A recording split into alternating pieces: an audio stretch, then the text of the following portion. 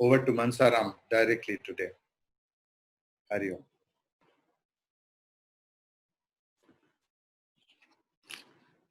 सर्वेभ्यो नमो नमः। सबको मेरा प्रणाम।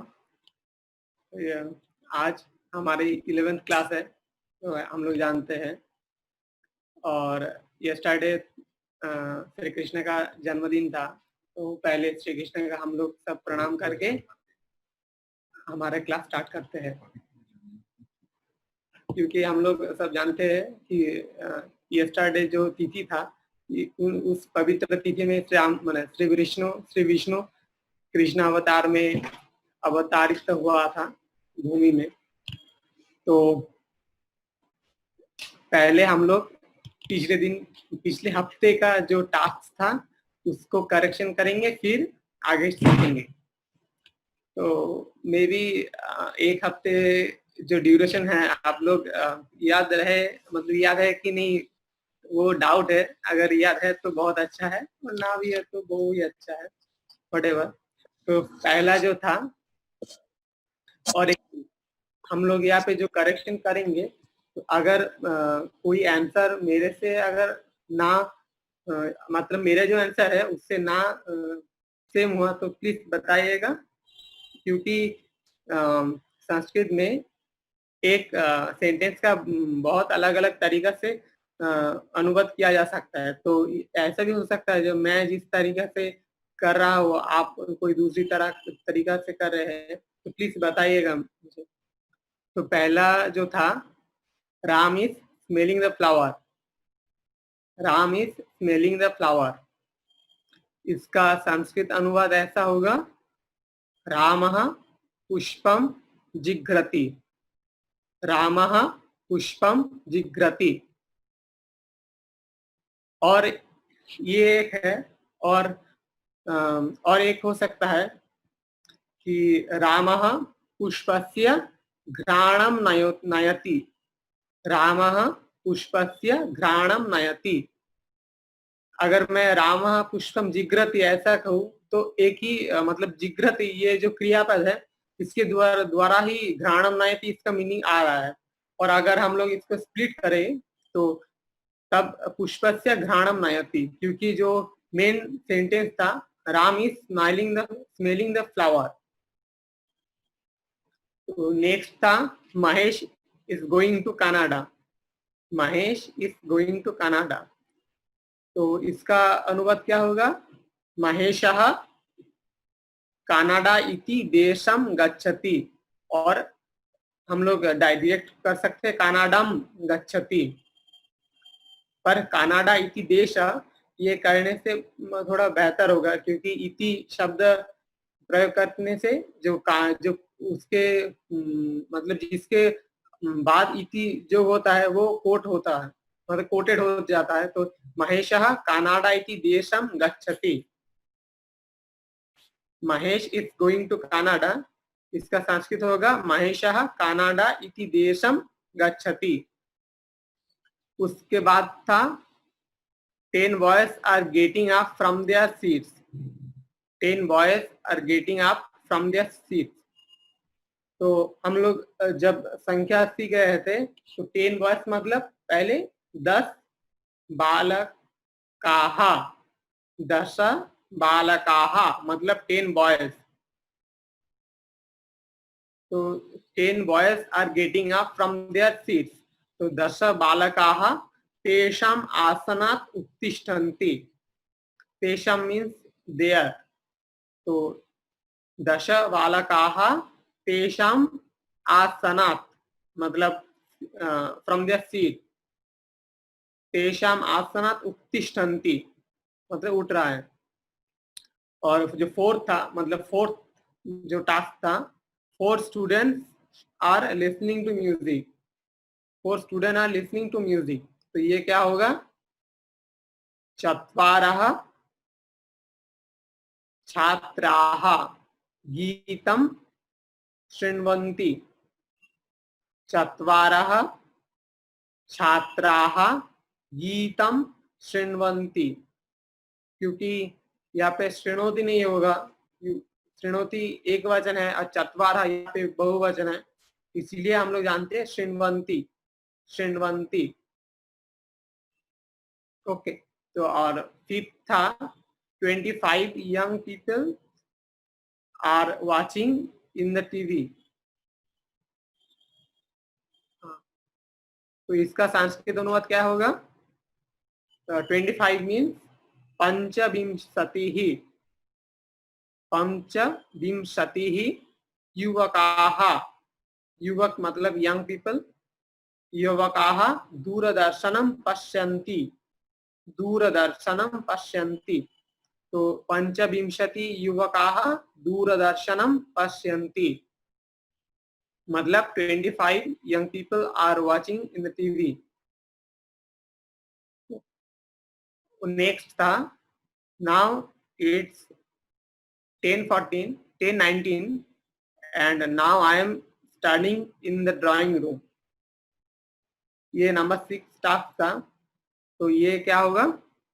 नाउ, नाउ हम लोग सीखे थे दो, उसका संस्कृत अधुना और इदानीम। तो हम लोग कोई भी प्रयोग कर सकते हैं।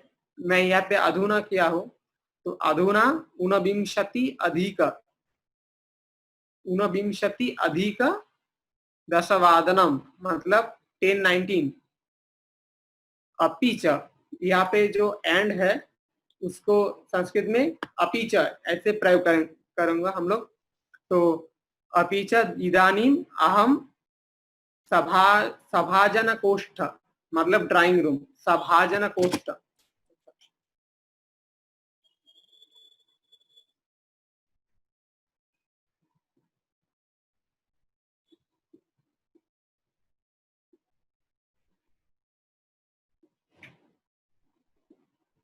सभाजन कोष्ठ मतलब ड्राइंग रूम। तो अधुना ऊनविंशति अधिक दशवादनम, ऊनविंशति अधिक दशवादनम अपि च इदानीम अहम सभाजन कोष्ठ मतलब ड्राइंग रूम में पठामि, मैं पढ़ रहा हूं। और जो लास्ट था I am writing poem in my notebook.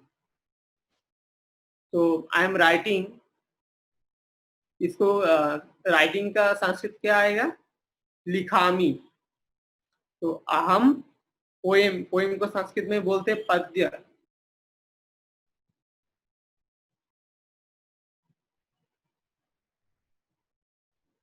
ऐसा। तो आई एम मतलब अहम पद्यम लिखामी, अहम पद्यम लिखामी इन माई नोटबुक, इन माई नोटबुक। तो क्या होगा? मामा पुस्तिकायाम, मामा पुस्तिकायाम, क्योंकि पुस्तिका ये जो है ये लता शब्द के जैसा है, उसका जो सप्तम विभक्ति है जैसे लतायाम,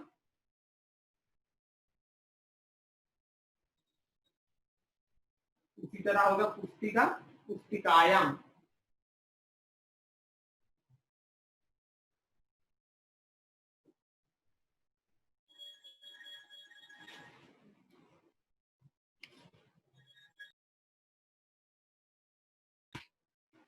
तो ये सारे था हम लोगों का टास्क पिछले हफ्ते का।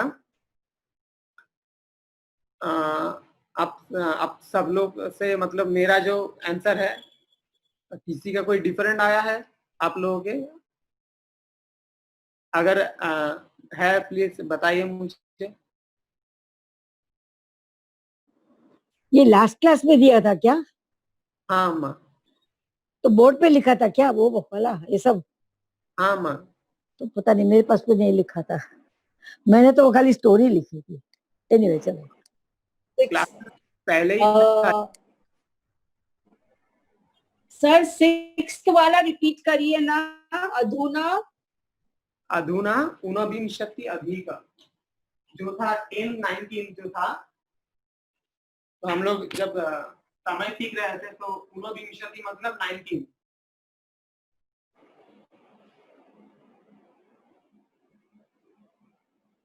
ऊनविंशति अधिक,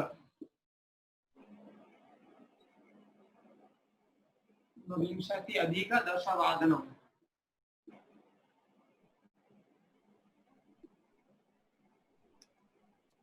इक्वल टू 19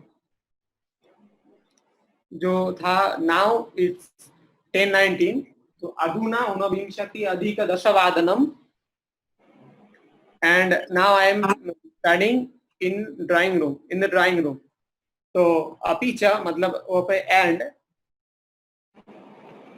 इदानीम सर ये अपी और च दोनों का मतलब तो एंड होता है, दोनों लिखना होता है। अपी और च भी तो मतलब एंड होता है, अपी मतलब भी एंड होता है, तो दोनों लिखना होता है। हम लोग जब अव्यय सीखेंगे, आज ही सीखेंगे, तो तब ये डिस्कशन होगा, ठीक है अम्मा? ओके तो यहाँ पे आप लोग अभी चाहिए दोनों ही यूज करिए।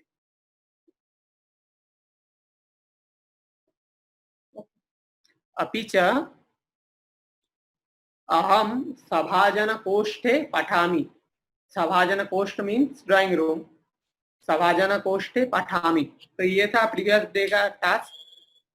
तो आज हम लोग तो पहले दिन हम लोग सीखे थे कि बहुत सारे प्राय 20 या 22 धातु रूप का जो प्रेजेंट फॉर्म, तो आज हम लोग पास्ट फॉर्म सीखेंगे। पर यहाँ पे एक चीज, संस्कृत में जो पास्ट टेंस है ये मतलब ये 3 रूप होता है। एक पास्ट टेंस का 3 रूप होता है। तो हम लोग उन डिटेल्स में नहीं जाएंगे। इवन जो हम लोग जो बहुत आसान प्रयोग है हम लोग वो सीखेंगे।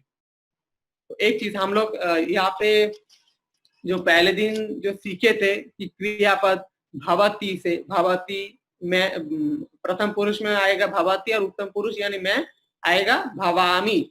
आप लोग सभी को याद है। तो आज उस भू धातु मतलब भवती जो था उसका पास्ट फॉर्म सीखेंगे। तो हम लोग जिस तरीका से सीखने वाले हैं आज, तो ये बहुत आसान है और बहुत मतलब भवती का जो एक्चुअल अगर हम लोग धातु रूप से देखेंगे उसका पास्ट फॉर्म आएगा अभव, ऐसा।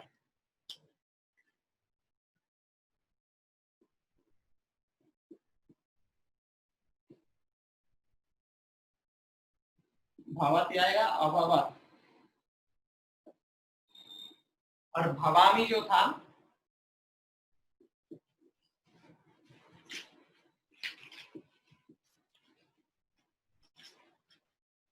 ये आएगा अभवम।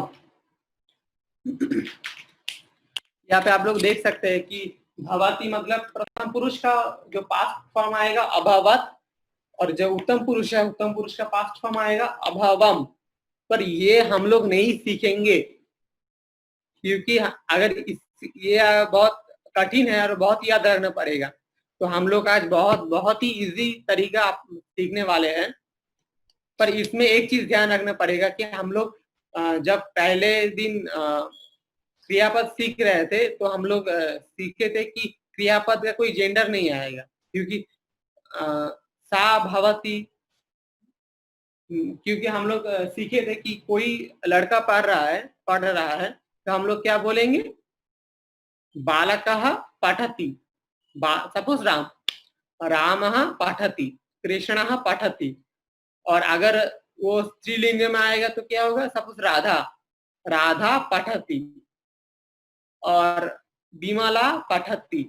तो यहाँ पे जो पठति जो क्रियापद है ये जेंडर के हिसाब से डिफरेंट नहीं आएगा। ये हम लोग सीखे थे, पर आज हम लोग कुछ दूसरा सीखेंगे। ये आप लोग प्लीज नोट डाउन कर लीजिए कि जब हम लोग पास्ट फॉर्म यूज करेंगे, पास्ट फॉर्म जब यूज करेंगे हम लोग, तब जो जेंडर वेरी करता है। मतलब आज हम लोग जो पास्ट फॉर्म सीखने वाले हैं वहां पे पुंलिंग और स्त्रीलिंग का डिफरेंस जो है वो मतलब हम लोग का याद रखना पड़ेगा, क्योंकि जो भवती जो है हम लोग ऐसे सीखेंगे।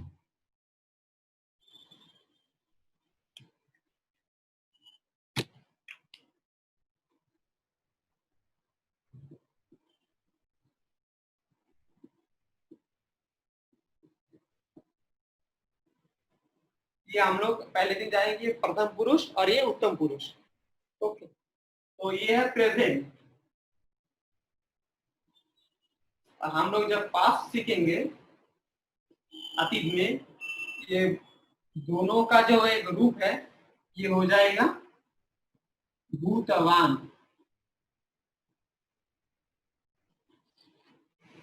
ये एक चीज हम लोग जब प्रेजेंट फॉर्म सीखे थे, जो लट में वर्तमान काल में हम लोग सीखे थे, भवती ये प्रथम पुरुष का रूप है कि सह भवती, सा भवती, पर जो भवामी जो है वो सिर्फ उत्तम पुरुष में आएगा, यानी कि मैं, अहम भवामी। पर हम लोग ये जो पास्ट फॉर्म सीखने मतलब सीख रहे हैं, जो पास्ट फॉर्म जो आएगा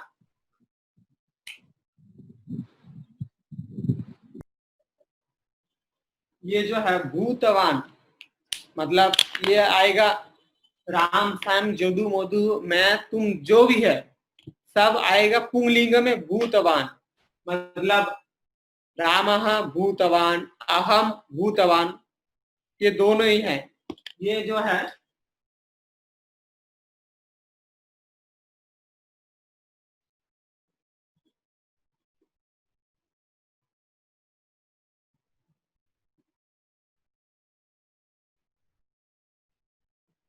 ये जो है प्रथम पुरुष में भी आएगा और उत्तम पुरुष में भी आएगा।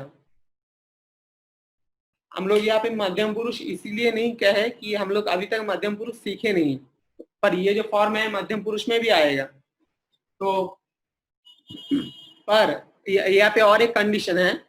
कंडीशन ये है कि ये जो भूतवान ये जो शब्द है ये धातु के बाद प्रत्यय जुड़ने से हुआ है, ये डायरेक्ट रूप नहीं है। जैसे भू धातु का जो प्रेजेंट फॉर्म है वर्तमान में भवती, पर ये जो है भू जो धातु है उससे शानच प्रत्यय करके भूतवान ऐसे जो रूप है आया है। और एक चीज याद रखना, ये जो भूतवान है ये है पुंगलिंग में।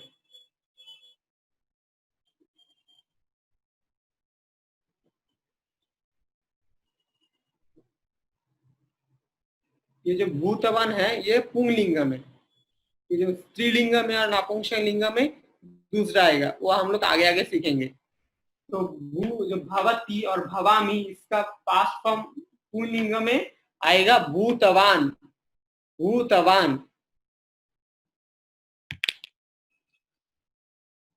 इसमें आप लोगों का कोई डाउट है?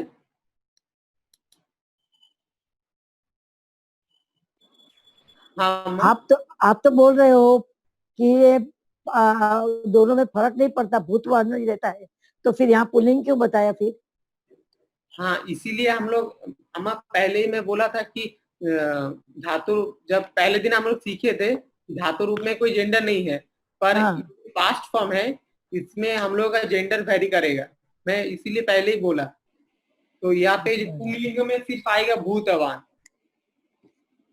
ओके, हम लोग जब लिंग सीखे थे कि व्हाट इज लिंग, लिंग कितने टाइप्स का है, तो उसमें वो हम लोग का ध्यान रखना पड़ेगा कि पुंगलिंग में रूप है भूतवान।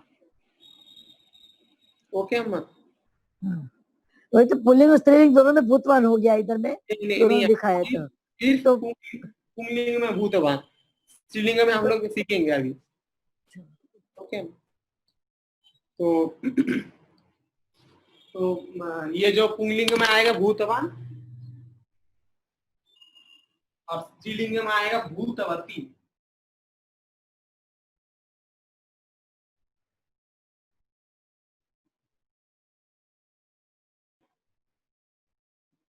ये जो है स्त्रीलिंग।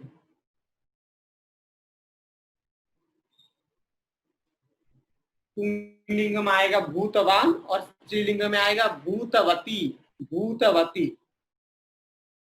तो अब हम लोग बहुत इजी करके सीखेंगे ऐसा कि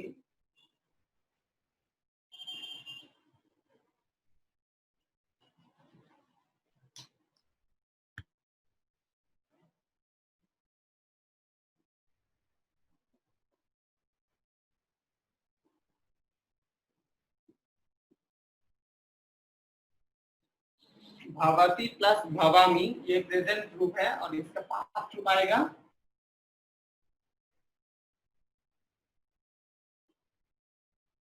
भूतवान और स्त्रीलिंग में भूतवती।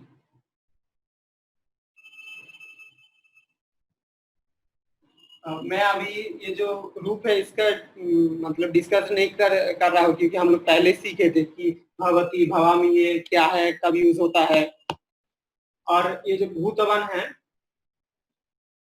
इसका पास्ट फॉर्म है, तो मैं पहले इस तरफ प्रेजेंट फॉर्म लिखूंगा और इस तरफ पास्ट फॉर्म।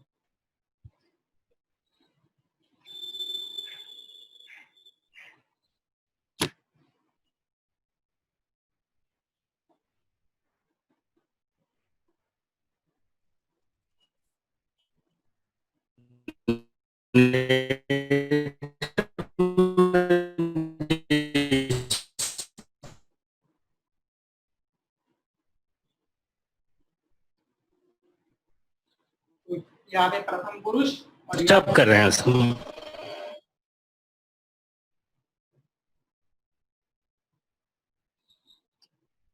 और इस तरफ जो है ये प्रथम पुल्लिंग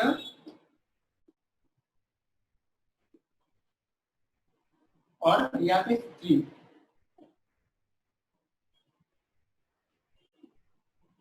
तो पहले भवती भवामी, इसका पुंगलिंग में आएगा अतीत, अतीत में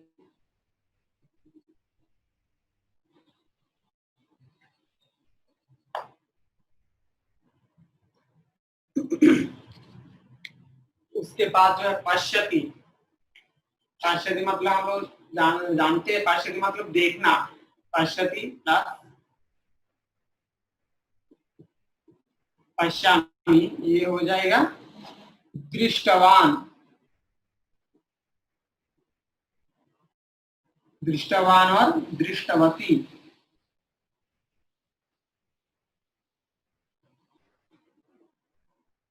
ठीक है, रूप है इसका। अतीत काल में पुंगलिंग में आएगा दृष्टवान और स्त्रीलिंग में आएगा दृष्टवती। जैसे कि अहम, कोई भी मेरा बंधु है, मेरा सपोज कोई फ्रेंड है, उसको मैं देखा हूँ, इसको हम लोग अगर अतीत काल में प्रयोग करेंगे तो क्या होगा, अहम रामम दृष्टवान, ऐसा आएगा। अहम रामम दृष्टवान।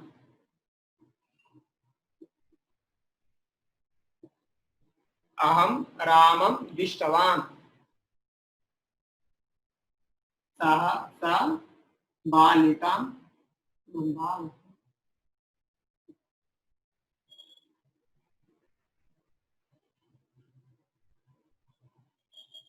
अहम रामम दृष्टवान, ये जो है उत्तम पुरुष में और ये है प्रथम पुरुष में। तो यहाँ पे आप देख सकते हैं अहम दृष्टवान और सा जो प्रथम पुरुष में है वो भी दृष्टवान। इसी तरह नेक्स्ट हम लोग सीखेंगे कि उठना।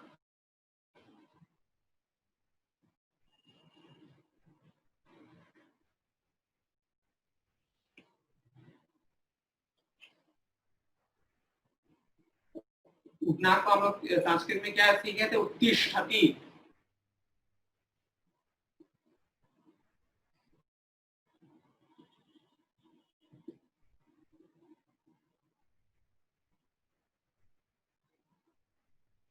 उत्तिष्ठति या उत्तिष्ठामि, इसको अतीत में आएगा उत्तिष्ठवान।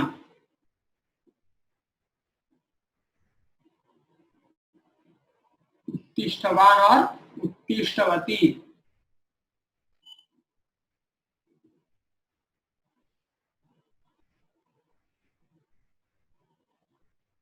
उत्तिष्ठवान और स्त्रीलिंग में आएगा उत्तिष्ठवती।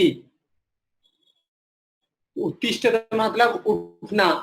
तो मैं अगर कोई आप लोग बोलेंगे तो मैं वो उठा है, आसन से उठा है, तो हम लोग क्या बोलेंगे, सह आसनात् उत्तिष्ठवान। और अगर स्त्रीलिंग में प्रयोग करेंगे तो क्या बोलेंगे, सा आसनात् उत्तिष्ठवती।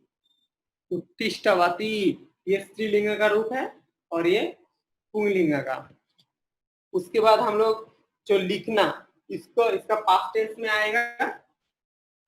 लिखना का प्रेजेंट हम लोग जानते हैं कि लिखती, ये है प्रथम पुरुष और उत्तम पुरुष में है लिखामी।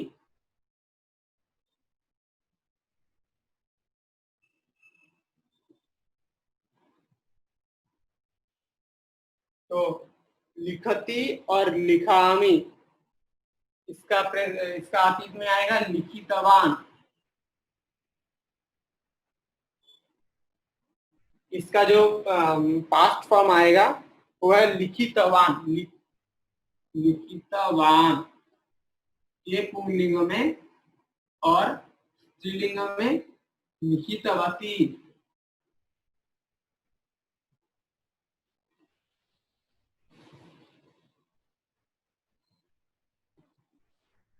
पुंलिंग में आएगा लिखितवान और स्त्रीलिंग में आएगा लिखितवती। लिखितवती। उसके बाद हम लोग सीखे थे जो पढ़ना। पढ़ना का वर्तमान में क्या था, पाठ। अगर प्रथम पुरुष में पठती और उत्तम पुरुष में पठामी। पठती पठामी। इसका अतीत में पुंलिंग में आएगा पठितवान। पठितवान और नपुंसक स्त्रीलिंग में आएगा पठितवती।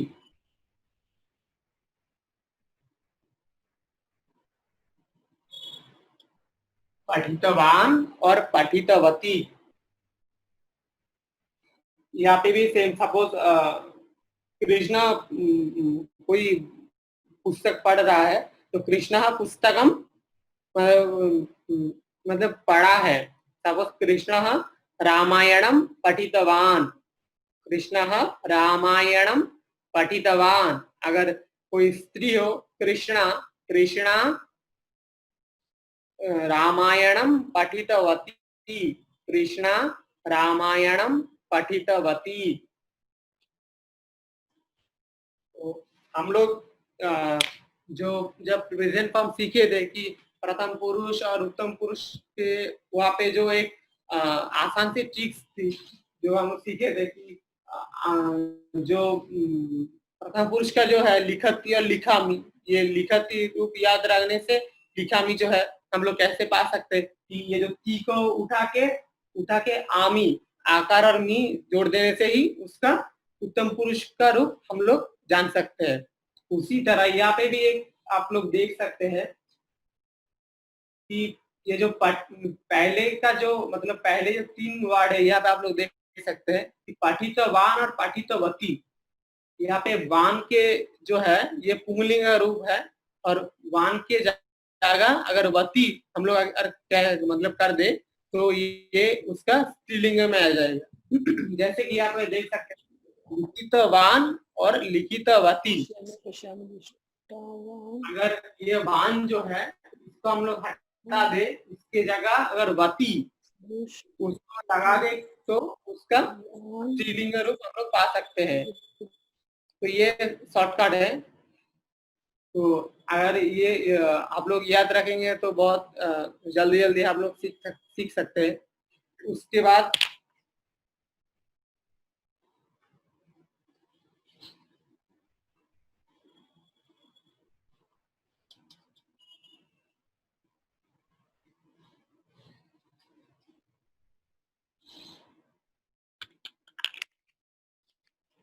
हम लोग सीखे जिग्रती।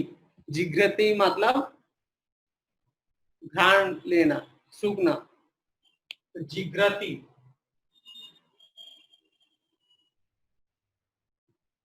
जिग्रती ये प्रथम पुरुष का रूप है और उत्तम पुरुष का जिघ्रामी।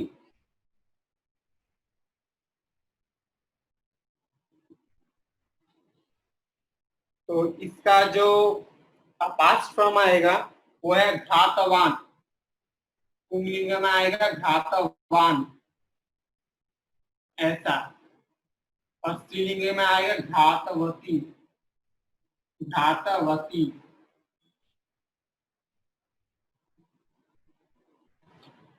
मतलब कोई सूंघ रहा है, मैं सूंघ रहा हूं तो अहम घातवान। अगर कोई स्त्री सूंघ रहा है सा घातवती, सा घातवती।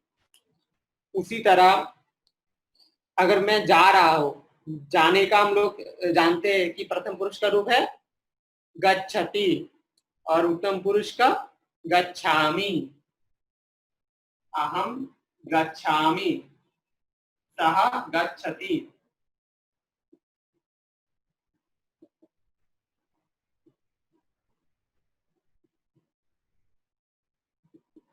इसका अतीत में आएगा पुंगलिंग में गतवान,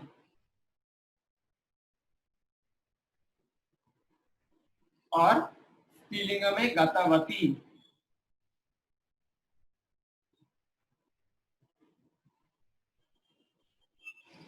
तो हम लोग जब गच्छति रूप सीख रहे थे तब हम लोग एक चीज सीखे थे कि गच्छति ये जहाँ पे प्रयोग है तो जहाँ पे जा रहा है वहां पे द्वितीय होगा। कि घर में जा रहा है तो हम लोग ऐसा नहीं कह सकते कि कक्षे गच्छति या गृहे गच्छति। हम लोग सीखे थे क्या, गृहम गच्छति, अहम गृहम गच्छामि।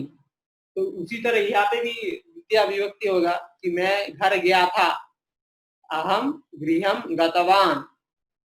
और रमा घर गई थी तो होगा रमा गृहम गतवती। ओके, तो गच्छति और गच्छामि इसका अतीत काल में पुंगलिंग में आएगा गतवान और स्त्रीलिंग में आएगा गतवती। उसके बाद हम लोग जो सुनना, कुछ चीज सुनना का संस्कृत में क्या होता है प्रथम पुरुष का रूप, शृणोति। शृणोति मतलब सुनना, मैं संगीत सुन रहा हूं, मैं गाना सुन रहा हूं तो अहम गीतम शृणोमि। हम लोग ये सीखे थे, क्योंकि मैं लिख रहा हूं शृणोति और शृणोमि।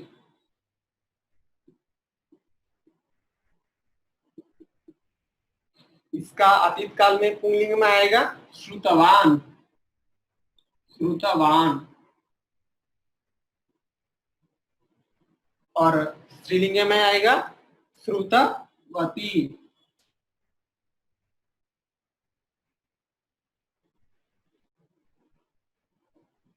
तो मैं गाना सुन रहा था होगा क्या, अहम गीतम श्रुतवान, अहम गीतम श्रुतवान। निखिलः गीतम श्रुतवान। और अगर कोई स्त्रीलिंग स्त्री आएगा, रुमेला गीतम श्रुतवती, रुमेला गीतम श्रुतवती। उसके बाद हम लोग सीखे थे कि स्मरण करना, कुछ याद करना, इसको हम लोग संस्कृत में क्या सीखे थे, स्मरति। स्मरति ये उत्तम प्रथम पुरुष का रूप है, स्मरति। और उत्तम पुरुष में क्या होगा, स्मरामि।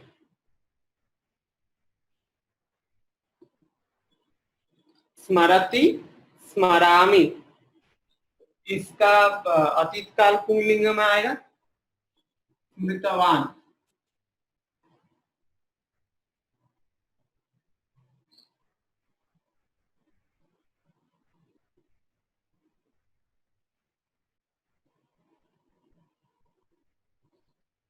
और स्त्रीलिंग में आएगा स्मृतवती।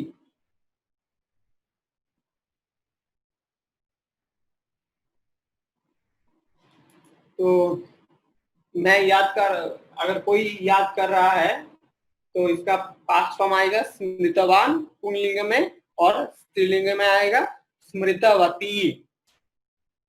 और उसी तरह अगर मैं कुछ चीज को टच कर रहा हूँ, टच करने का संस्कृत हम लोग सीखे थे स्पर्शति, स्पर्शति।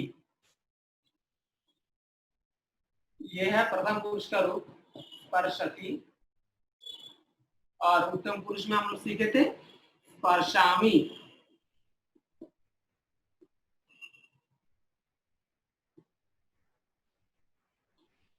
स्पर्शति, स्पर्शामि, इसका पास्ट फॉर्म क्या आएगा? स्पृष्टवान।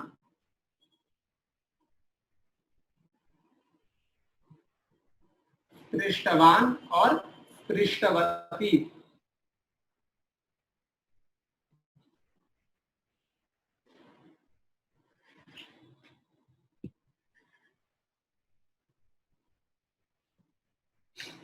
तो ये 10 धातु रूप हम लोग क्रियापद जो है हम लोग पहले दिन सीखे थे, मतलब जब क्रियापद स्टार्ट हुआ था तो उस 10 धातु रूप जो क्रियापद है उसका हम लोग अतीत का जो फॉर्म है हम लोग सीखे हैं।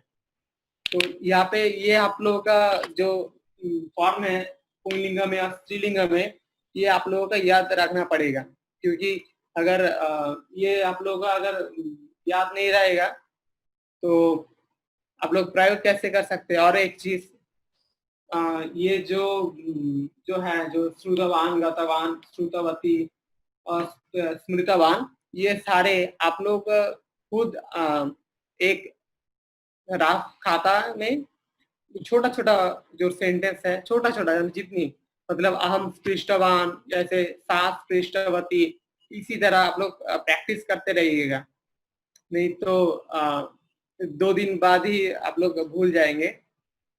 तो आज हम लोग जो जैसे बात हुआ था कि आज हम लोग अव्यय पद सीखेंगे। तो ये जो अपी च, ये हम लोग क्यों यूज करें, कि कहाँ पे अपी यूज करें, कहाँ पे च यूज करें, तो ये हम लोग सीखेंगे। उससे पहले ये अव्यय पद क्या है ये हम लोग सीखेंगे। तो अव्यय पद ये है कि ये जो अव्यय पद है ये मतलब ये चेंज नहीं होता, कि हम लोग जानते हैं जो राम पद है, राम का पुंगलिंग में आएगा एक प्रथम विभक्ति में क्या हम लोग देखे थे, क्या आएगा? राम।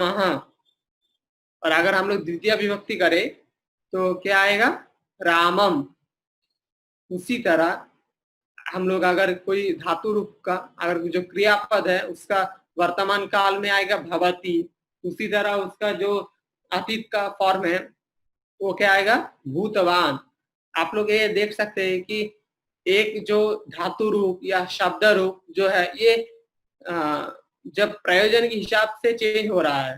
कभी जब वर्तमान का प्रयोजन है तो तब भवती होता है, जब अतीत काल का प्रयोग है तब अभवत होता है, अगर उसमें से प्रत्यय जोड़ देने से भूतवान होता है। तो यहाँ पे चेंज होता ही रहता है। और अगर आप लोग शब्द रूप देखें तो वहां पे भी सेम, सपोज जैसे हम लोग देखिए प्रथम विभक्ति, वहां पे राम, रामः, द्वितीय विभक्ति में आया रामम। तो हम लोग तो यहाँ पे प्रश्न आता है कि संस्कृत में ऐसा कोई शब्द या ऐसा कोई चीज नहीं है कि अनचेंजेबल, मतलब वो चेंज नहीं होता। पर हाँ यहाँ पे जो अव्यय पद है ये चेंज होता है, ऐसा ये चेंज नहीं होता। मतलब ये कोई विभक्ति, कोई वचन, कोई पुरुष, कोई मतलब किसी कोई कारक, किसी में भी इसका परिवर्तन नहीं आता। और इसका सुविधा ये है कि ये जो दो सरल वाक्य है ये दोनों को जुड़ता है। और फिर यहाँ पे ये जो अव्यय पद है ये बहुत छोटा छोटा है, पर इसमें से महद अर्थ प्रकाशित होता है, ये भी हम लोग कह सकते हैं। तो अव्यय पद बहुत सारे हैं। तो हम लोग पूरे संस्कृत में मतलब बहुत सारे नहीं, बहुत छोटा ही है, अबाउट 76। सर ये अव्यय पद को कैसे लिखते हैं? अम्मा हम लोग सीखेंगे अम्मा। अच्छा एक क्वेश्चन नहीं मतलब कि उसका पूरा नाम ठीक से समझ नहीं आ रहा है पद का। अच्छा अव्यय वर्तमान, हरिओम, हाँ। वर्तमान में पुल्लिंग और स्त्रीलिंग में कोई अंतर नहीं है वर्तमान में? नहीं, ये सिर्फ पास्ट फॉर्म में ही है, अतीत में ही होगा। और जो वर्तमान में जो है हम लोग सीखे थे कि जो प्रथम पुरुष में है भवति हो आएगा, जैसे रामः भवति, उसी तरह सीता भवति, उसी तरह। पर जब पास्ट फॉर्म आएगा तब पुल्लिंग और स्त्रीलिंग का ये भेद आएगा। तो हम लोग का आज का टॉपिक जो है अव्यय पद।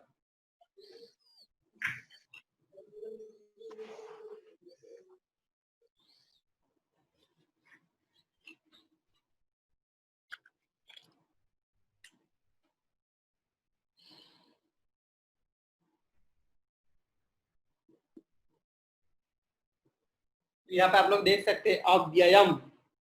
तो अव्ययम मतलब ये नपुंसकलिंग में है, ये क्लीवलिंग में है।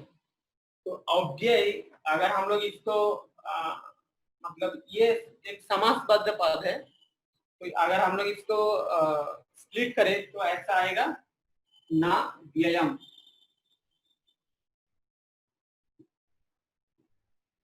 ना व्ययम इति अव्ययम।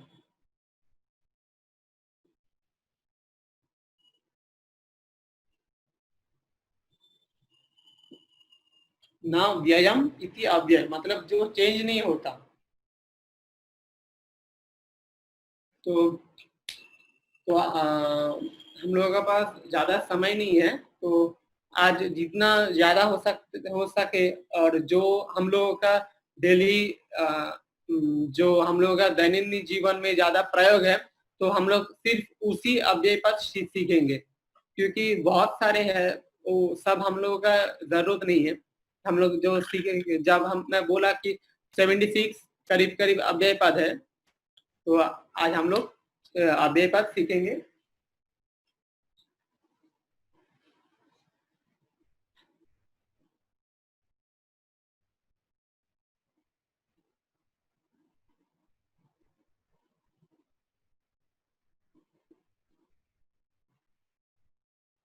तो पहला जो है,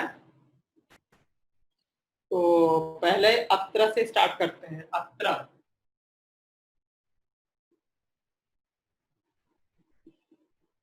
अत्र मतलब हियर, मतलब यहाँ पे।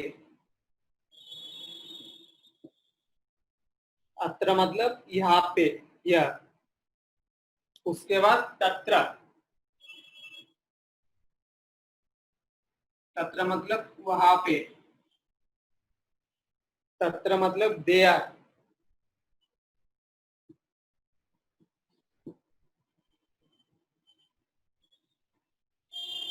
तो अगर यहाँ पे एक घट है, यहाँ पे एक घट है, तो हम लोग अगर इसको संस्कृत में क्या बोलेंगे, यहाँ पे अत्र एकम घटम अस्ति।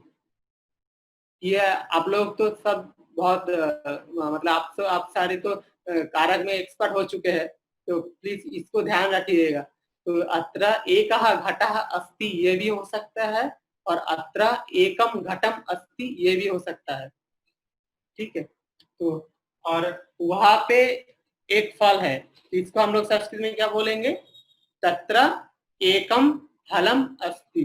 तत्र एकम फलम अस्ति। पर यहाँ पे आप लोग ये नहीं कह सकते कि तत्र एकः फलः अस्ति, ये नहीं कह सकते, क्योंकि फलम जो है ये नपुंसकलिंग में। तो अत्र, तत्र। उसके बाद हम लोग सीखेंगे जो डाउन, आधा।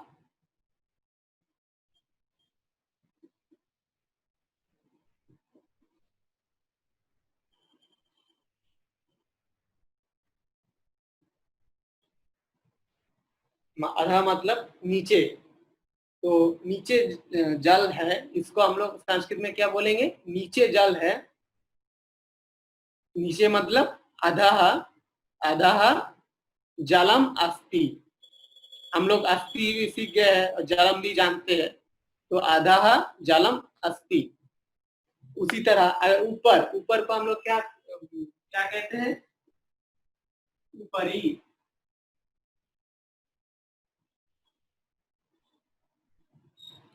ऊपरी मतलब above।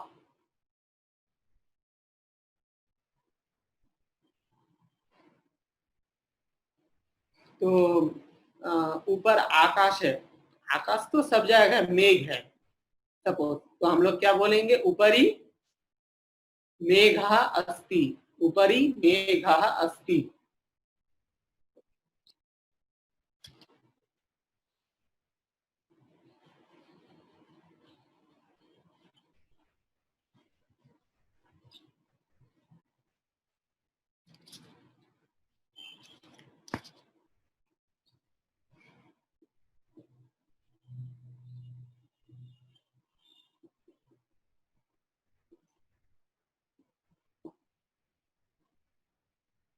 ये जो वांस और एकदा जो है, ये हम लोग का बहुत ही परिचित है, बहुत ही परिचित है, क्योंकि छोटा से हम लोग जब कोई भी स्टोरी पढ़ता है हम लोग, तो वहां पे एकदा एकः व्याघ्र अस्ति, मतलब वांस एक शेर था, तो हम एकदा मतलब वांस।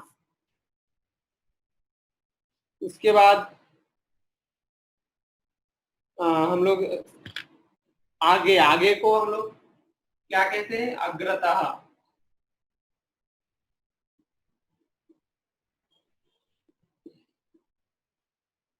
अग्रतः मतलब इन फ्रंट ऑफ।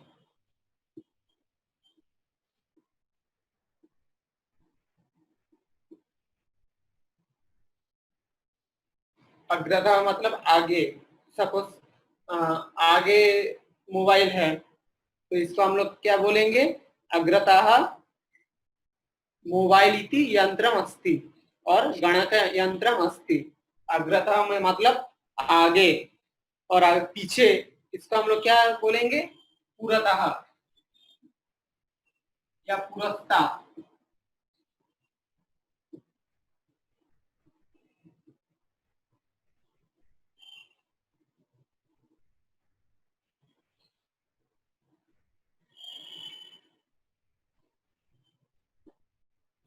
पुरस्तात् मतलब पीछे, तो आगे पीछे।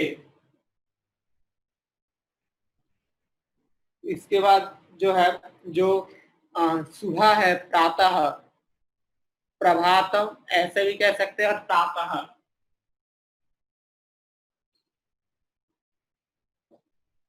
यहाँ पे जो प्रातः है, प्रातः मतलब मॉर्निंग।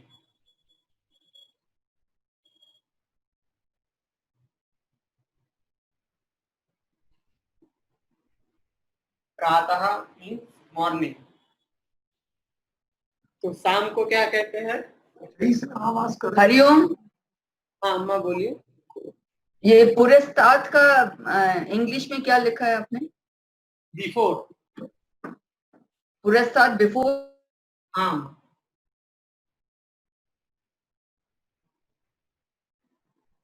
ठीक है अम्मा। तो जो प्रातः मतलब मॉर्निंग, तो शाम को क्या कहते हैं? सायं।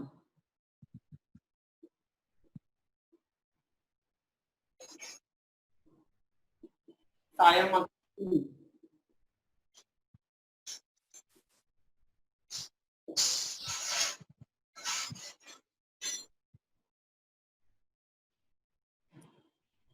सायं मतलब इवनिंग।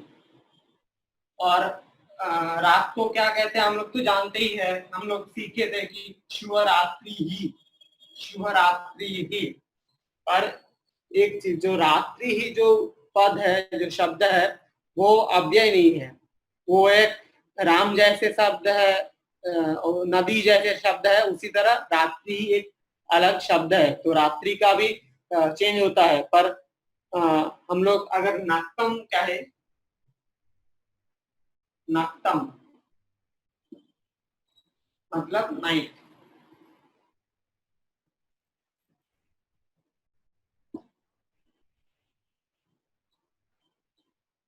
एक चीज, सपोज यहाँ पे हम लोग जब देखे प्रातः, सायं और नक्तम, तो अगर हम लोग इसको ट्रांसलेट करें कि सुबह वो आएगा सपोज, या सुबह पे मैं जा रहा हूँ, तो वहां पे जो प्रातः है, तो हम लोग जैसे राम जो जैसे शब्द है उसी तरह प्रातः भी अकारांत पुंगलिंग जैसे देख रहा है, तो प्रातः ऐसा नहीं होगा, सिर्फ प्रातः ही आएगा, क्योंकि ये जो अव्यय पद है हम लोग सीखे थे कि ये कभी चेंज नहीं होगा, मतलब किसी भी विभक्ति वचन में ये कभी भी चेंज नहीं होगा। सपोज अगर हम लोग बोले कि वो रात में आए हैं, मतलब यस्टरडे नाइट को वो आए हैं, सपोज कलकत्ता से आया है, तो हम लोग ऐसे बोलेंगे कि यह नक्तम, वहां पे भी जैसे नक्ते ऐसा नहीं आएगा, नक्ते ये तो इसका सप्तमी विभक्ति का रूप, जैसे रामे, राम से रामे, या फल से फले,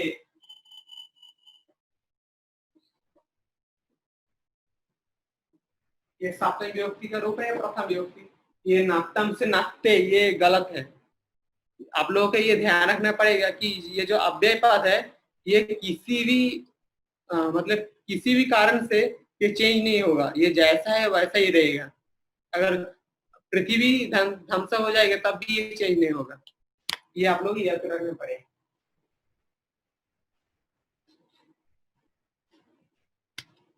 और जो आप जो है मॉर्निंग हो गया, नाइट हो गया, अब डे। वो नक्ते जो रात को लिखा था ना, उसके नीचे क्या लिखा था अभी? नक्ते, हाँ, नक्ते में वहाँ पे जो एग्जांपल दे रहा कि जो नक्ते ये नहीं होगा, जैसे फल से फले होता है वही लिखा था, फल से फलम से फले होता है, फलम ये जो है प्रथम विभक्ति का रूप है और फले ये सप्तम विभक्ति का रूप, तो नक्तम यहाँ पे जो फलम की जैसे लग रहा है, यहाँ पे दोनों सेम नहीं है, फलम और नक्तम, क्योंकि जो लास्ट में है जो मकार है, तो ये आप लोगों का ऐसे प्रश्न आ सकता है कि जैसे फलम से फले होता है तो नक्तम से नक्ते क्यों नहीं होता, तो ये क्यों इसीलिए नहीं होता कि ये नक्तम जो है ये अव्यय पद है। हाँ वो तो अव्यय पद है। तो इवनिंग हो गया, नाइट हो गया, अब डे। डे को हम लोग डे को जो अव्यय पद है वो है दीवा।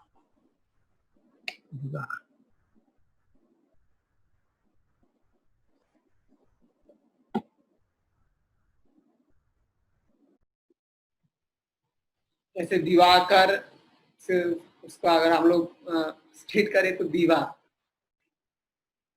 दीवाम करोति यह स दिवाकर, व्हाटएवर, तो दीवा मतलब डे।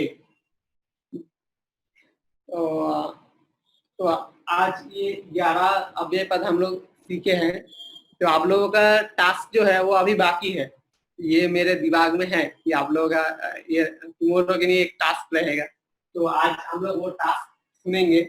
ये टास्क जो है ये बहुत ही आसान है और आप लोगों का कारक विभक्ति निर्णय करना पड़ेगा,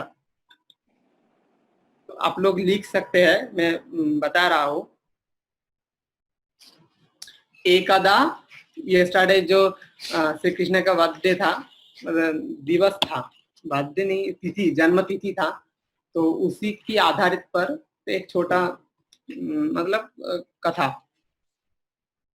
और एक चीज आप इसको ना लिख के रखो तो अच्छा रहता है, इतना फास्ट लिखा नहीं जाता है और फिर उसमें भी नहीं मिलता है, वर्ड्स में भी फर्क पड़ जाता है। मैंने कल कोशिश किया वो काक की स्टोरी लिखने का, काफी लिखा, मगर थोड़ा बोर्ड पे लिख के फिर यूट्यूब में देख लेंगे हम लोग बाद में। आप बोल दो फिर लिखो अपना। आज मैं बोल देता हूँ, ठीक है। और एक चीज, आज की क्लास के लिए कोई आप लोगों का कोई डाउट और वगैरह कुछ है? एक है। हाँ अम्मा बोलिए। ये जो अत्र तत्र अभी बताया ना, उसकी कोई विभक्ति होती है क्या? नहीं अम्मा, वो ऐसे ही रह जाता है, जैसे आपने वो दिखा था ना, सब गच्छति अत्र तत्र। हाँ। तो फिर मैंने सोचा कि अत्र तत्र तो कहीं उसका कहाँ, तो तत्र तत्र वो नहीं लगता है ना उसमें, इसलिए आई ट्राइड सप्तमी किया था मैं उसका। वो नहीं, ये अव्यय पद का खासियत है कि ये कभी भी चेंज नहीं आएगा, कभी नहीं।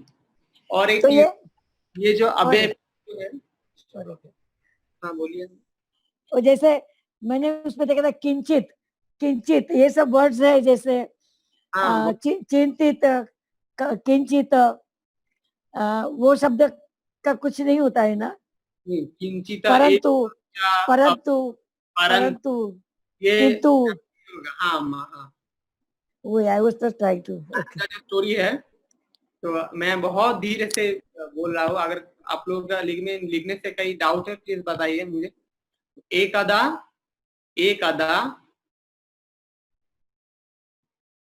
कंसम, जो कंस है, कंसम, वो जो द्वितीय विभक्ति, एक अदा कंसम विनाशाय, एक अदा कंसम विनाशाय पृथिव्याम, पृथिव्याम, एक अदा कंसम विनाशाय पृथिव्याम, जैसे नद्याम आता है उसी तरह पृथिव्याम विष्णोः, विष्णोः जन्मग्रहणम, विष्णोः जन्मग्रहणम, एकदा कंसम विनाशाय पृथिव्याम विष्णोः जन्मग्रहणम कृतवान। तो एक अदा, यहाँ पे देख सकते हैं कि पहले जो एक अदा पद है ये अव्यय पद है, उसके बाद कंसम ये द्वितीय विभक्ति है, विनाशाय ये चतुर्थी विभक्ति है, पृथिव्याम ये सप्तमी विभक्ति है, विष्णु ये प्रथम विभक्ति, जन्मग्रहणम ये द्वितीय विभक्ति, और कृतवान, कृतवान आज हम लोग सीखे हैं।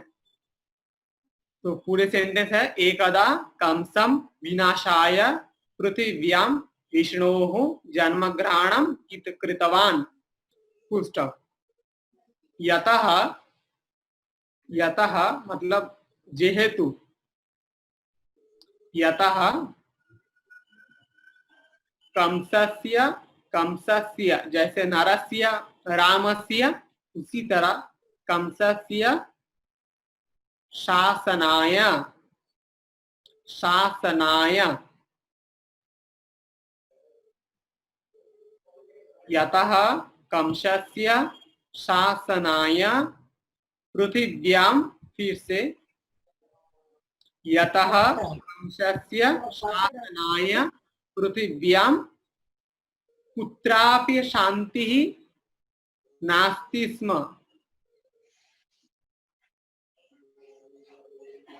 अम्मा सुनाई नहीं दे रहा आपका बात?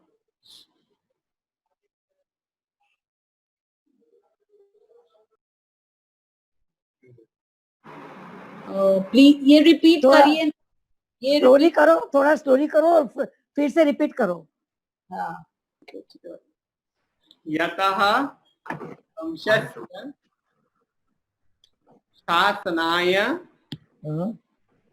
पृथिव्याम, पृथिव्याम कुत्रापि, यतः कंसस्य शासनाय पृथिव्याम कुत्रापि शांतिः, पुत्रापि, कुत्रापि, पुत्र, पुत्र, नहीं का पर कलकत्ता, कुत्रापि, कुत्रापि शांतिः न प्राप्यसी, नासीत्, न आसीत्, नासीत्, नास्ति, नास्ति नहीं है, नासीत्, फुल स्टॉप। कृष्णः, कृष्णः जन्मात् परम एव, कृष्ण जन्म, कृष्णः जन्मात् परम एव, कृष्णः जन्मात् परम एव कंसः, कंसः तम, कंसः तम कृष्णम, तम कृष्णं बधाय कृष्णः जन्मात् परम् एव कंसः तं कृष्णं बधाय राक्षसान्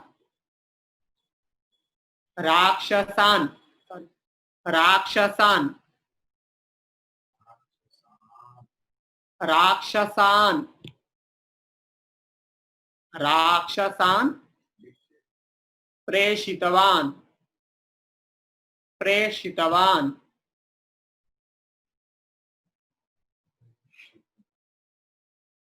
तो फुल सेंटेंस ये है कि कृष्णः जन्मात् परम् एव कंसः तं कृष्णं बधाय राक्षसान् प्रेषितवान्। Full stop. परंतु कृष्णः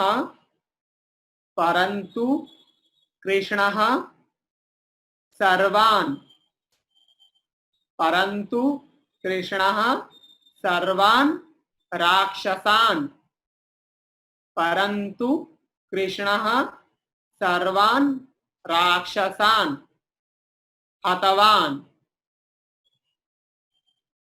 परंतु कृष्णः सर्वान् राक्षसान् हतवान्। Full stop. अपि च ये दोनों अलग अलग होगा, अपि अलग और च अलग। अपि च एकदा कृष्णः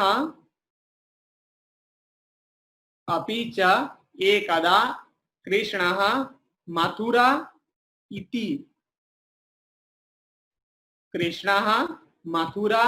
इति नगरं गतवान्। अपि च एकदा कृष्णः मथुरा इति नगरं गतवान्। Last sentence. तत्र गत्वा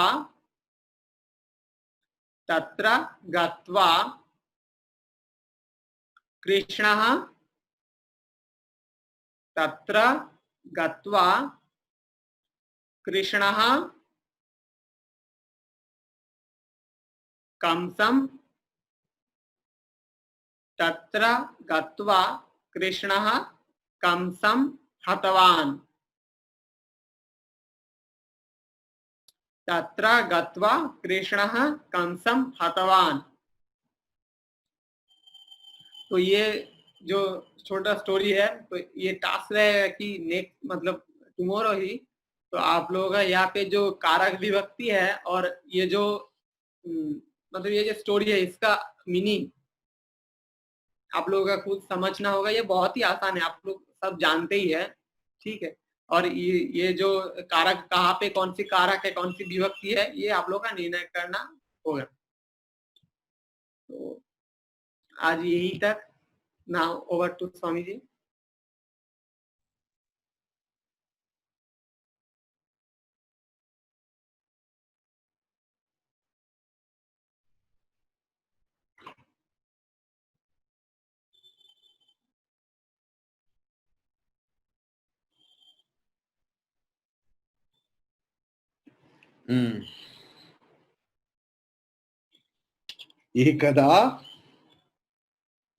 एकदा कंसं विनाशाय पृथिव्यां विष्णुः जन्मग्रहणं कृतवान्। Wonderful, very nice story. Mansa has explained. So we are in the threshold of the course, crash course. So I hope you all are really benefited out of it. Please try and listen to that video.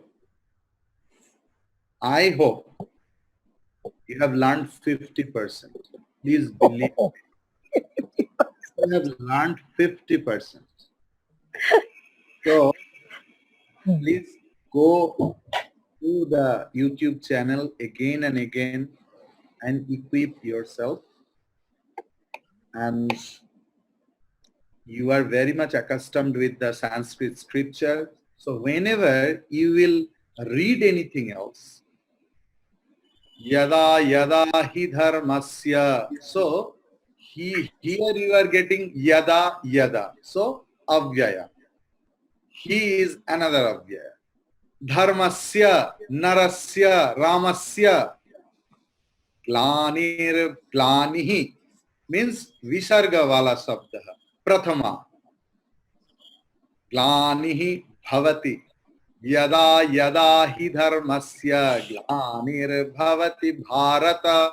So in Bharata there is no visarga. So he Bharata is in Sambodhanam.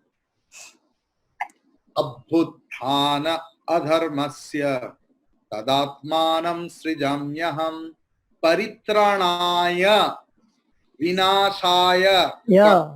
vinashaya prithivyaam vinashaya cha avyaya duskritim dharma samsthapanarthaya Yeah. chaturthi Sambhavami. sambhavami aham sambhavami yuge yuge. Yuge. Seventh case, like prithivyaam yuge. So see how simple it is. We are not applying it. So if we try to apply our these 11 days studies or 12 days studies, really I'm telling you have learned 50%. Just apply, or you ask that what case it is, what is the meaning. You try, then the teachers also will be, innovative to teach you more and more. Thank you. So very this is our intellectual Shishu Vihar class, because we heard a story and we have to run A, B, C and all like Yes, that. yes. So Shishu Vihar. We are in a Shishu Vihar class. All Shishu in this language, to this Why language. to? This is Shishu Vihar class.